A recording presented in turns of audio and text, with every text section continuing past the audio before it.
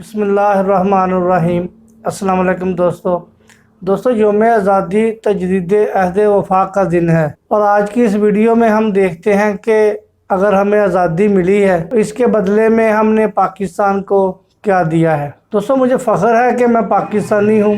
ये वतन मेरी शनाख्त, मेरी पहचान और दुनिया भर में मेरा मान है। लफ्ज़ पाकिस्तानी से मेरा वो रिश्ता है जो किसी तितली का परों से, पंछी का उड़ान से और किसी शख्स का अपने नाम से।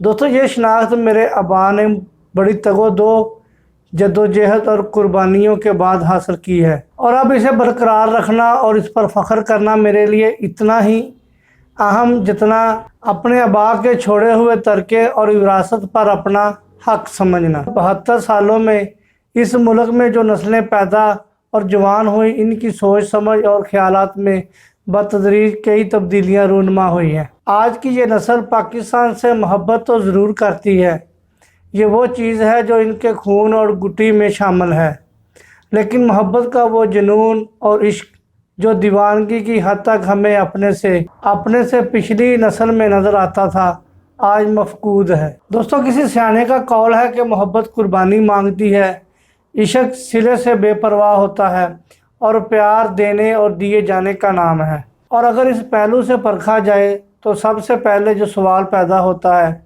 वो ये है कि हम इस मुल्क को क्या दे रहे हैं। इज्तिमाई सतह पर यह सवाल उठाने से पहले आइए ज़रा इनफरादी तौर पर ख़ुद से ये सवाल पूछें।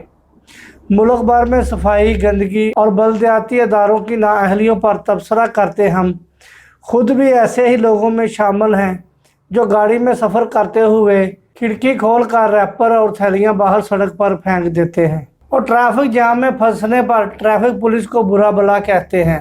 हम खुद भी कई गाड़ियों का रास्ता रोकते खुद पहले निकल जाने का रास्ता तलाश करते हैं, रिश्वत को बुरा कहते हैं और रिश्वत लेने वाले अफसरों और अदारों पर लानत मलामत करते हैं।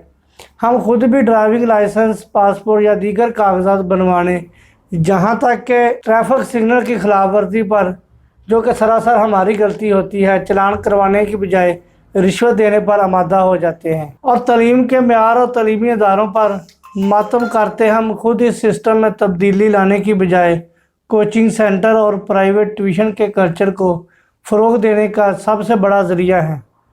बिजली के बहरान पर आंसू बहाने के साथ कुंडा सिस्टम पर अपने घरों में एसी चलाने और बिजली चोरी करने के मुर्तकब होने वाले भी तो हम ही हैं।